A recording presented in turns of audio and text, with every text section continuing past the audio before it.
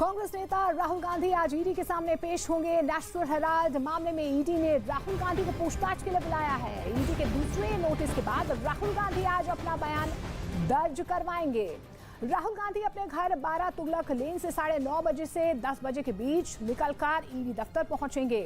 सूत्रों के मुताबिक पहले वो 24 अकबर रोड यानी कि पार्टी मुख्यालय जाएंगे, जहां पर कार्यकर्ताओं से मिलकर ईडी दफ्तर जाएंगे। मनी लॉन्ड्रिंग के इस केस में राहुल गांधी को ईडी ने पहले 2 जून को पेश होने के लिए बुलाया था, लेकिन विदेश में होने की वजह से राहुल गांधी पेश नहीं हो पाए थे।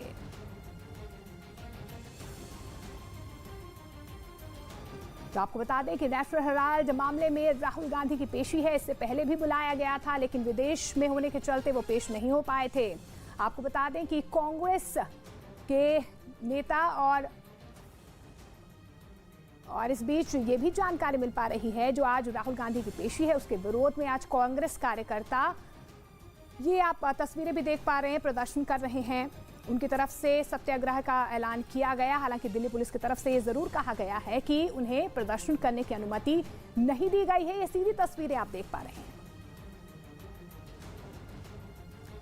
उधर राहुल गांधी की पेशी पर कांग्रेस ने सत्याग्रह मार्च करने का ऐलान किया है। कांग्रेस के दिग्गज नेता और मुख्यमंत्री सुबह 9 बजे पार्टी मुख्यालय पर जुटेंगे, जिसके बाद जनपथ रोड वाले ईडी दफ्तर तक मार्च करेंगे। कांग्रेस ने मार्च का ऐलान कर सत्याग्रह का ऐलान किया है, लेकिन दिल्ली पुलिस ने अभी तक किसी भी तरह की कोई परमिशन मार्च के लिए कांग्रेस को नहीं दी है।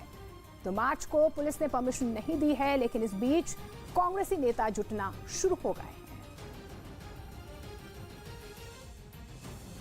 और कांग्रेस के सत्याग्रह मार्च के बाद दिल्ली पुलिस एक्शन में नजर आ रही है। पुलिस ने दिल्ली के नेहरू मार्ग पर बैरिकेडिंग कर दी है। साथ ही लोगों से अपील की गई है कि वो दोपहर 12 बजे तक नेहरू मार्ग, अकबर रोड, जनपथ और मानसिंह रोड का इस्तेमाल न करें।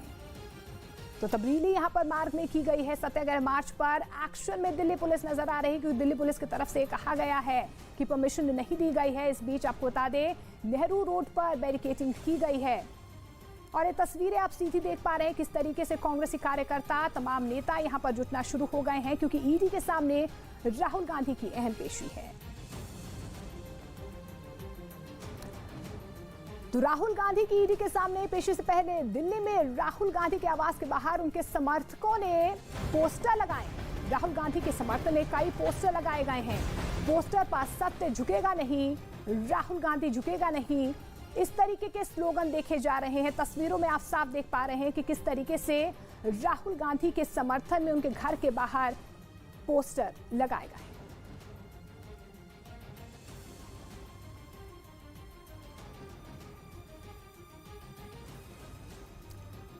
और इस बीच आपको बता दें कि राहुल गांधी की पेशी पर सियासी वार पलटवार का दौर भी शुरू हो चुका है, वो भी आपको दिखाएंगे। लेकिन उससे पहले आपको दिखाते हैं कि नेशनल हेराल्ड मामले में आखिर राहुल गांधी पर इस तरीके की कार्रवाई क्यों की गई है, और आखिर ये पूरा मामला क्या है जिस पर आज पेशी होने वाली है।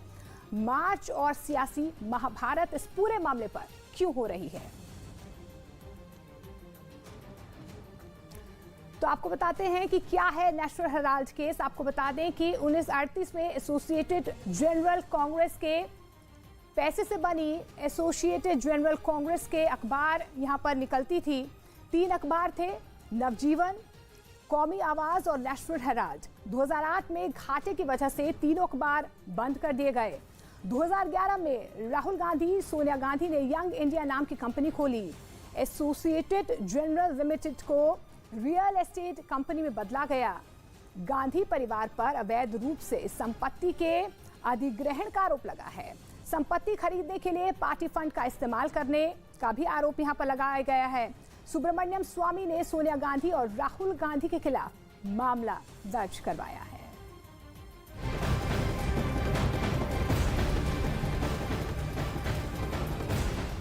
और राहुल गांधी की पेशी से पहले कांग्रेस के मुख्यमंत्री दिल्ली पहुंच गए हैं। रविवार शाम को ही राजस्थान के मुख्यमंत्री अशोक गहलोत और छत्तीसगढ़ के मुख्यमंत्री भूपेश बघेल यहां पर दिल्ली पहुंच चुके हैं। दोनों मुख्यमंत्री पेशी के खिलाफ निकाले जाने वाले सत्याग्रह के मार्च में यहां पर शामिल होंगे। दिल्ली पहुंचे अशोक गहलोत ने केंद्र सरकार पर सरकारी एजेंसियों के दुरुपयोग का आरोप लगाते हुए सरकार पर निशाना साधा है। वहीं भूपेश बघेल ने क्योंकि राहुल गांधी और सोनिया गांधी ने जिस प्रकार एक मैसेज दे रखा देश के अंदर, हम कॉम्प्रोमाइज नहीं करेंगे, हम विचारधारा के आधार पर लड़ाई लड़ेंगे विपक्ष में रह करके। अच्छी बात है, इसका स्वागत करना चाहिए सबको कि डेमोक्रेसी में और क्या होता है, पक्ष और विपक्ष।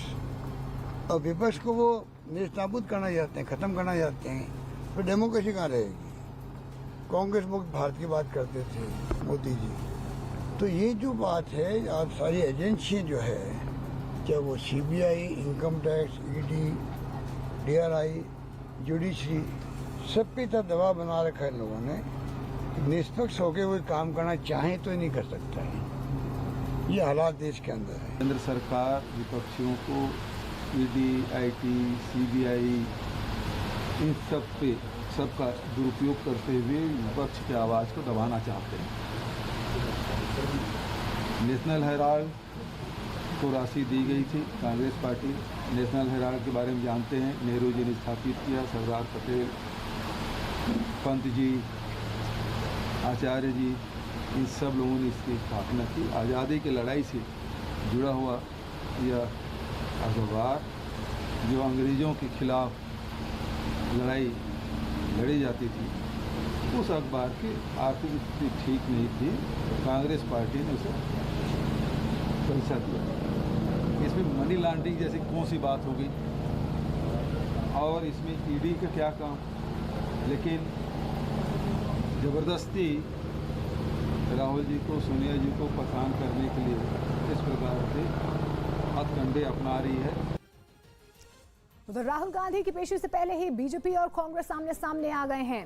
बीजेपी ने कांग्रेस के सत्याग्रह मार्च पर निशाना साधते हुए कहा कि कांग्रेस महात्मा गांधी को अपमानित करने का काम कर रही है, तो वहीं कांग्रेस ने पलटवार करते हुए कहा कि नोटिस से पार्टी ना तो डरेगी ना ही घबराएगी। पार्टी नेता राहुल गांधी के साथ ED दफ्तर तक मार्च करेंगे। 5 लाख रुपए में कंपनी आरंभ करके 5,000 करोड़ की प्रॉपर्टी के मालकिन और मालिक सोनिया और राहुल गांधी बने। उसके बाद क्या हुआ वो आप सुनेंगे तो और आश्चर्यचकित हो जाएंगे। सोनिया जी ने मोतीलाल वोरा जी को बुलाया, बोला जरा मोतीलाल जी आप अब जाके कांग्रेस के मोतीलाल वोरा से बात करो और उनसे रिक्वेस्ट करो कि जो 90 करोड़ का लोन लिया था AJL के मोतीलाल वोरा ने, उसे माफ कर दिया जाए। आप सत्याग्रह, ये सत्याग्रह के नाम पे बदनामी। महात्मा गांधी, बापू, पूज्य बापू जहां भी देख रहे होंगे, आज उनके आत्मा को भी तकलीफ हो रही होगी कि ये जो नकली गांधी हैं, ये किस प्रकार से नकली सत्याग्रह करके मुझे अपमानित कर रहे हैं, मुझे बदनाम कर। ना झुकेंगे, ना घबराएंगे, लड़ेंगे और असत्य और षड्यंत्र को एक बार फिर हराएंगे। सत्य ने हमेशा असत्य को मात दी है और इस बार पुनः सत्य की अग्नि परीक्षा हो रही है। सत्य, असत्य, षड्यंत्र और भ्रम को मिटाकर वापस प्रज्वलित होगा। आप मुद्दों से भटकाओ, आप मुद्दों को असत्य रूप से प्रस्तुत करो और आप नया मुद्दा जो है ही नहीं, कृत्रिम रूप से उसको बुन के आप देश के सामने रख दो। तो ये 3D पॉलिसी ना तो पहले चली है, ना नेशनल हेराल्ड के जो इश्यू है उसमें चलेगी। उधर उत्तर प्रदेश के डिप्टी CM केशव प्रसाद मौर्य ने नेशनल हेराल्ड केस में गांधी परिवार पर निशाना साधा। उन्होंने राहुल गांधी और सोनिया गांधी का नाम लिए बिना हमला बोलते हुए आरोप लगाया है कि कांग्रेस के शीर्ष नेतृत्व में बैठे गांधी परिवार के सदस्य मामले में दोषी हैं। जो पूरा मामला हेराल्ड से जुड़ा है, उसमें पहले ही दोनों लोग जमानत पर हैं और जमानत पर होने के बाद अगर ED की नोटिस उनको प्राप्त हुई, एक बार दो बार आदमी को मना करना समझ में आता है, कोई प्रॉब्लम है, लेकिन पेश होने की जगह राजनीतिक दबाव बनाना, तो ये भ्रष्टाचार को कांग्रेस के द्वारा राजनीतिक संरक्षण देने के समान है। वैसे भी भ्रष्टाचार से मुक्त भारत को बनाने के लिए देश की जनता कांग्रेस से मुक्त भारत को बनाने की ओर आगे बढ़ेगी। चलिए अब आपको दिखाते हैं कि नेशनल हेराल्ड केस में कोर्ट में अब तक क्या कुछ हुआ है, कैसे ये मामला कोर्ट पहुंचने के बाद कभी गांधी परिवार के लिए राहत लेकर आया और कभी उसने परेशानी भी खड़ी कर दी। तो नेशनल हेराल्ड पर कोर्ट में अब तक क्या कुछ हुआ है। 1 नवंबर 2012 आपको बता दें कि सुब्रमण्यम स्वामी ने पटियाला हाउस कोर्ट में अर्जी दाखिल की। 26 जून 2014 में अदालत ने सोनिया गांधी और राहुल गांधी समेत सभी आरोपियों के खिलाफ समन जारी किया। 1 अगस्त 2014 ईडी ने मामले में संज्ञान लेकर मनी लॉन्ड्रिंग का केस दर्ज किया। 19 दिसंबर 2015 पटियाला हाउस कोर्ट ने सोनिया राहुल समेत सभी आरोपियों को रेगुलर जमानत दे दी। 12 फरवरी 2016 सुप्रीम कोर्ट ने कांग्रेस के नेताओं के खिलाफ कार्रवाई को रद्द करने से इनकार कर दिया, लेकिन पेशी से छूट दे दी। 9 सितंबर 2018 दिल्ली हाई कोर्ट ने सोनिया और राहुल गांधी को आयकर विभाग के नोटिस के खिलाफ दायर याचिका पर सुनवाई करते हुए उसे खारिज कर दिया। 4 दिसंबर 2018 की बात करें तो हाई कोर्ट को चुनौती देने वाली कांग्रेस की याचिका पर सुप्रीम कोर्ट ने कहा कि आयकर की जांच जारी रहेगी। तो जिस नेशनल हेराल्ड केस ने इतना बड़ा सियासी बवाल मचा रखा है, उस केस में आरोपी कौन कौन है वो भी आपको दिखाते हैं।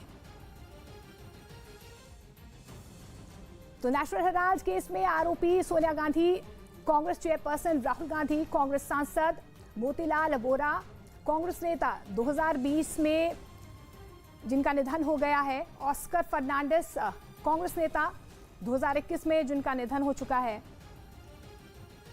सुमन दुबे पत्रकार और सैम पित्रोदा पत्रकार, ये तमाम आरोपी हैं इस पूरे मामले में। और इस बीच एक बड़ी खबर आपको बता दें, श्रीनगर के बालटाल से बड़ी खबर आ रही है। श्रीनगर के बालटाल में सिंध नदी में फंसे लोगों को सेना ने बचा लिया है। ये लोग अपनी गाड़ी से नदी पार कर रहे थे, तभी अचानक नदी का जलस्तर बढ़ गया और इनकी गाड़ी फंस गई।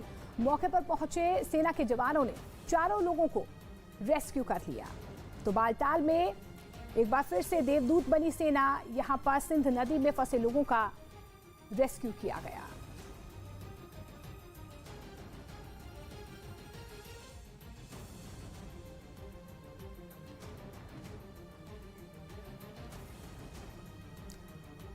अब आपको दिखाते हैं सिद्धू मूसेवाला हत्याकांड से जुड़ी 10 बड़ी खबरें। पुणे रूरल क्राइम ब्रांच की टीम ने सिद्धू मूसेवाला केस में शूटर संतोष जाधव को स्पेशल मजिस्ट्रेट के सामने पेश किया, जहां से उसे 20 जून तक के लिए पुलिस कस्टडी में रखा गया है।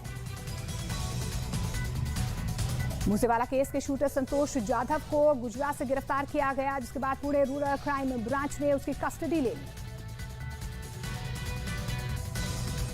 पुणे रूरल क्राइम ब्रांच ने फिलहाल संतोष जाधव को मकोका के केस में गिरफ्तार किया है, जिसमें वो फरार था और गुजरात से गिरफ्तार किया गया।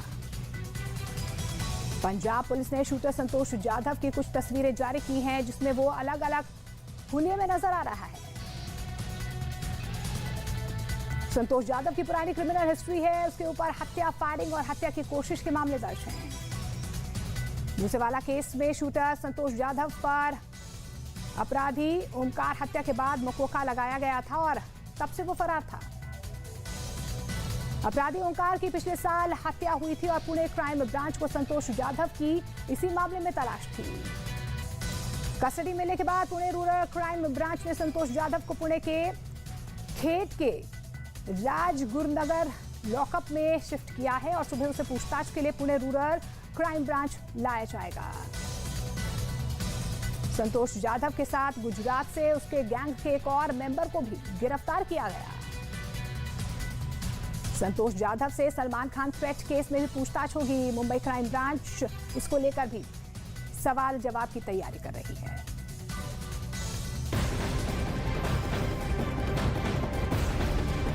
और इस बीच एक बड़ी खबर आपको बता दें, डोनेस्क में जबरदस्त जंग जारी है। डोनेस्क पर कब्जे का दावा किया जा रहा है। रूस यूक्रेन युद्ध के बीच बड़ी खबर, डोनेस्क पर कब्जे का दावा किया जा रहा है।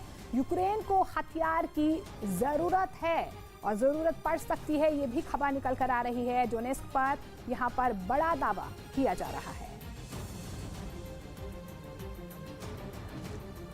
और जंग के 108वें दिन पुतिन का फॉर्मूला नंबर 108 बहुत चर्चा में है। ये चर्चा शुरू की गई है ब्रिटेन ने और इसका संकेत ये है कि अब यूक्रेन के अंदर युद्ध और ज्यादा भड़कने वाला है।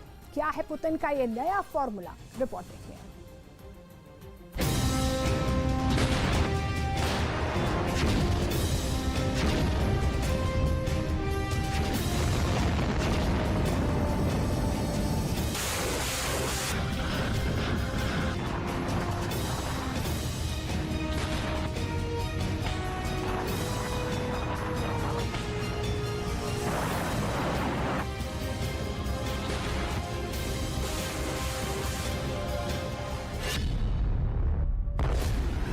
जैसे जंग लंबी खींच रही है, पुतिन का गुस्सा भी बढ़ रहा है।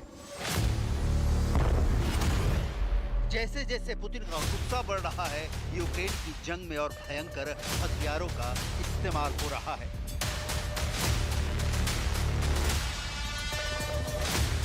इस हेडलाइंस का मतलब है रूस ने यह धमकी दी है कि वो यूक्रेन में और खतरनाक महाविनाशक हथियारों का इस्तेमाल करने जा रहा है।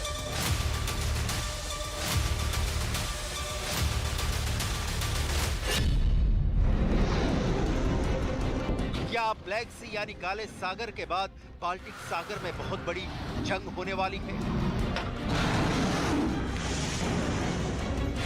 आखिर क्यों पुतिन के दुश्मन नाटो देश लगातार बाल्टिक सागर में एक्टिव हो रहे हैं? क्यों बाल्टिक सागर के खारे पानी में आग लगी हुई है? दरअसल ये जानकारी ब्रिटेन से सामने आ रही है कि अब रूस इस तरह हताश हो चुका है कि वो यूक्रेन पर कब्जा करने के लिए ऐसे हथियारों का सहारा लेना चाहता है जो बड़े पैमाने पर लोगों की हत्या कर सकते हैं या लोगों को घायल कर सकते हैं।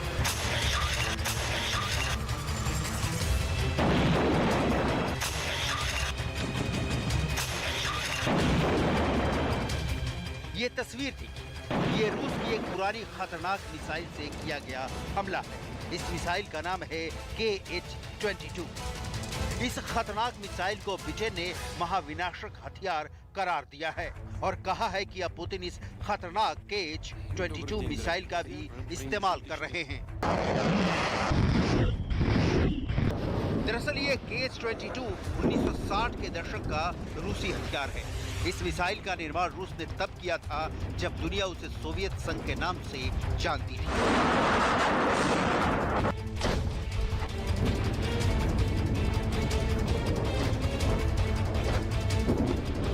ये मिसाइल ऐसे किसी भी विमान को नष्ट करने में सक्षम थी जिसमें परमाणु हथियार लोड हो। खासकर ये मिसाइल रूस ने अमेरिका के खिलाफ इस्तेमाल करने के लिए बनाई थी, लेकिन अब इसका असली यूज यूक्रेन के युद्ध में किया जा रहा है।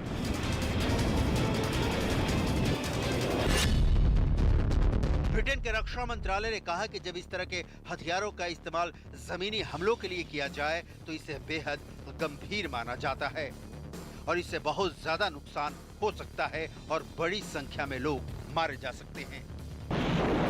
दावा ये किया जाता है कि जहां भी ये मिसाइल गिरती है 10 मीटर से ज्यादा का गड्ढा कर देती है। इसका मतलब साफ है कि दुश्मन अगर जमीन के नीचे 10 मीटर तक बंकर में भी छुप जाए तो इस मिसाइल से मारा जा सकता है। ये मिसाइल 500 किलोमीटर पर मौजूद दुश्मन को भी नष्ट कर सकती है। 5500 किलोमीटर प्रति घंटा से ज्यादा की रफ्तार से ये मिसाइल अपने टारगेट पर टूट पड़ती है। सबसे बड़ी बात ये कि परमाणु हमला करने में भी ये सक्षम है।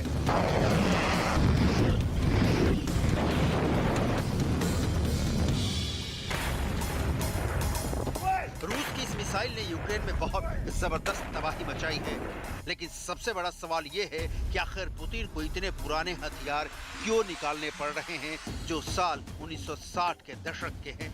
दरअसल खबर यह है कि पुतिन के हथियारों के जखीरे में अत्याधुनिक मिसाइलों की संख्या लगातार घट रही है और यही वजह है कि पुतिन की आर्मी 1960 के दशक की KH-22 मिसाइल का इस्तेमाल कर रही है जो यूक्रेन की इमारतों को खंडहरों में तब्दील कर दे रही है।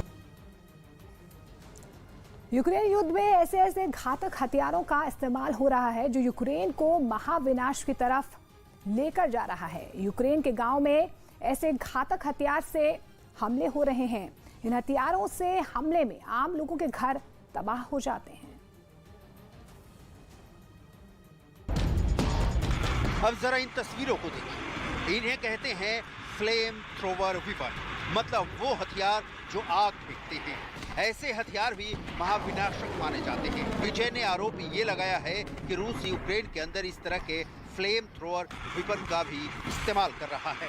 लुहांस के गवर्नर ने यूक्रेन पर यह आरोप लगाया है कि लुहांस के गांवों में आग लगाने वाला फ्लेम थ्रोवर हथियारों का इस्तेमाल हो रहा है।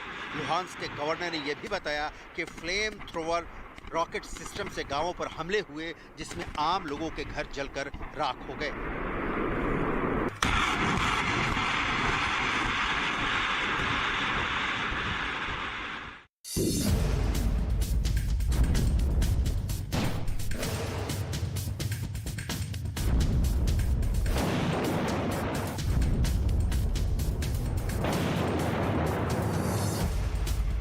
इतना ही नहीं, यूक्रेन का आरोप तो ये भी है कि रूस सेवेरोडोनेत्स्क में भी फ्लेम थ्रोवर हथियारों का इस्तेमाल कर रहा है।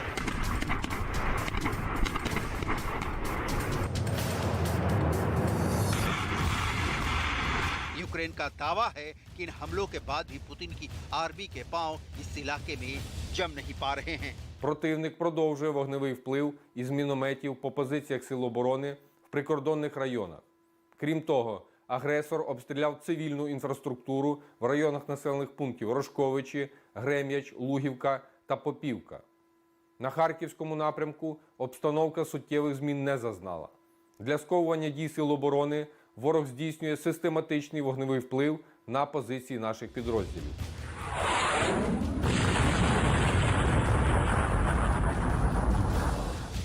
फ्लेम थ्रोवर यानी आग फेंकने वाले हथियारों का इस्तेमाल दूसरे विश्व युद्ध में भी किया गया था।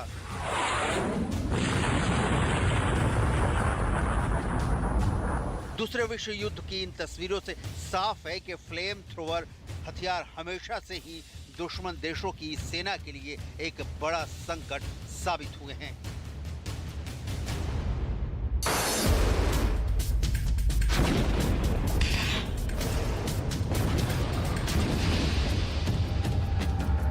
कुछ और तस्वीरें भी आ रही हैं जो पुतिन के गुस्से को भड़का रही हैं।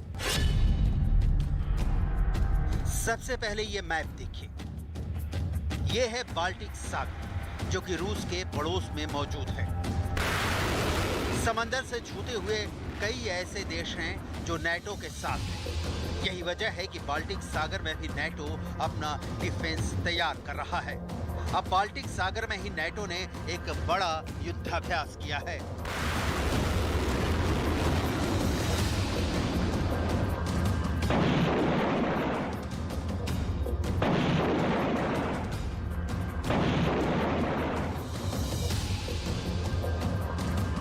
नेटो ने RBS-70 एयर डिफेंस को अपने युद्ध अभ्यास में शामिल किया है।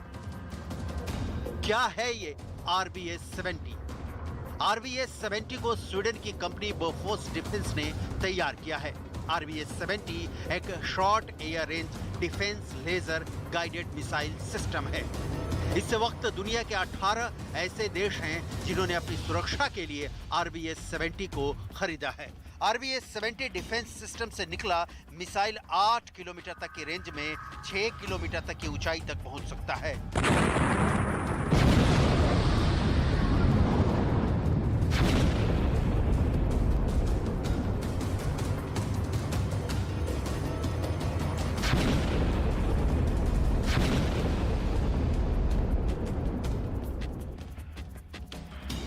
ईरान ने इराकी विमानों के खिलाफ ईरान इराक युद्ध के दौरान RBS-70 हथियार का इस्तेमाल किया था। इतना ही नहीं, पुतिन के आदेश पर रूस की तरफ से नेटो और पोलैंड को चेतावनी भी दी गई है। दरअसल पोलैंड ही वो जगह है जहां से नेटो के हथियारों की सप्लाई यूक्रेन को हो रही है। ये सप्लाई जब तक जारी रहेगी, पुतिन यूक्रेन को घुटनों पर नहीं ला पाएंगे। पोलैंड की तरफ से लगातार यूक्रेन को मदद दी जा रही है और सबसे बड़ी मदद है वो जमीनी रास्ता देना, जहां से हथियारों की सप्लाई यूक्रेन को की जा रही है। पुतिन पहले भी इन दुश्मन देशों को चेतावनी दे चुके हैं। कुल मिलाकर ये जंग ऐसी दिशा में आगे बढ़ती जा रही है जहां युद्ध के और ज्यादा भड़कने का खतरा बढ़ता जा रहा है।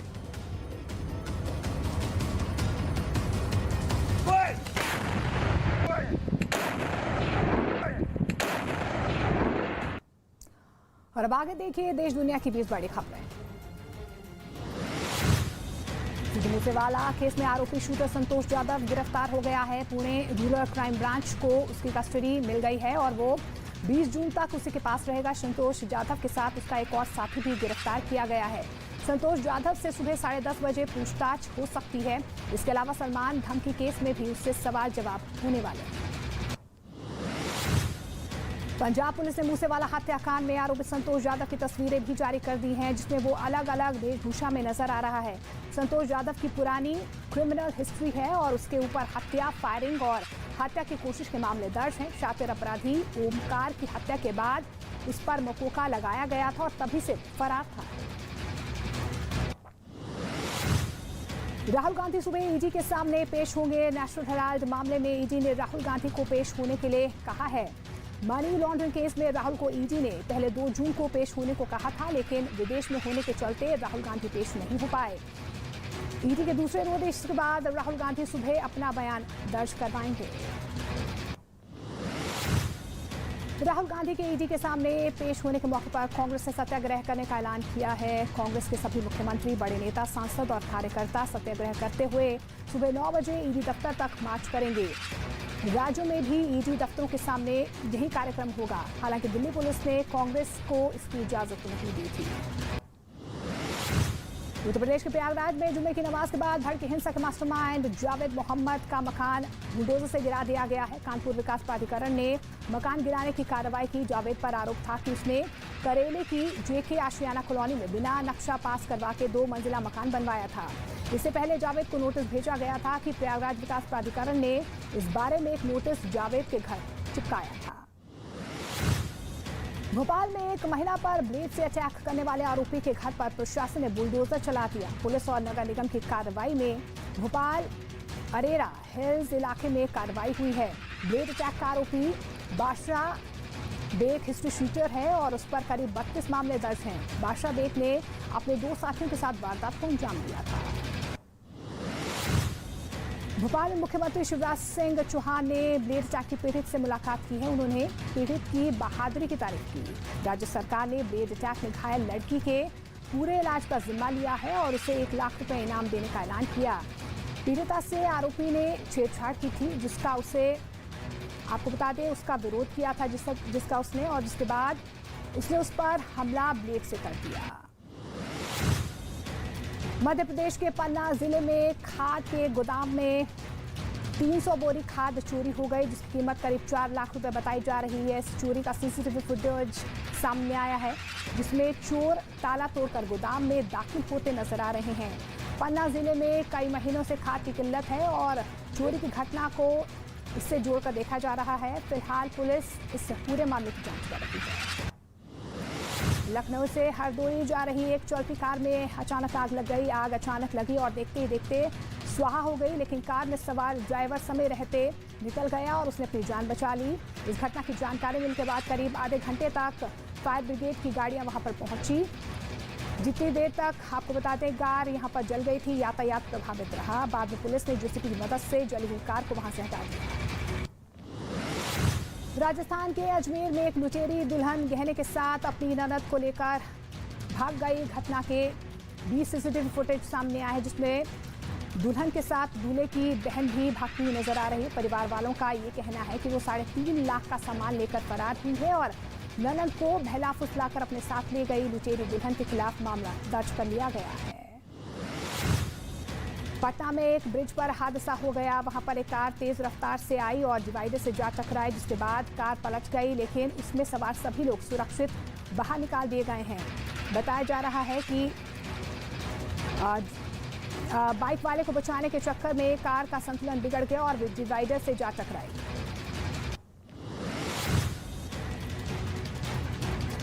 महाराष्ट्र के पुणे के भवानी पेट इलाके में अचानक एक धमाका हुआ है, जिससे हड़कंप मच गया। लोगों ने इस बारे में पुलिस को जानकारी दी, जिसके बाद जांच शुरू हुई और पता चला कि धमाका एक फ्लैट में हुआ है। पुलिस ने वहां से एक संदिग्ध को हिरासत में लिया है, जिससे पूछताछ चल रही है, लेकिन धमाका किस चीज से हुआ है ये पता नहीं चल पाया है।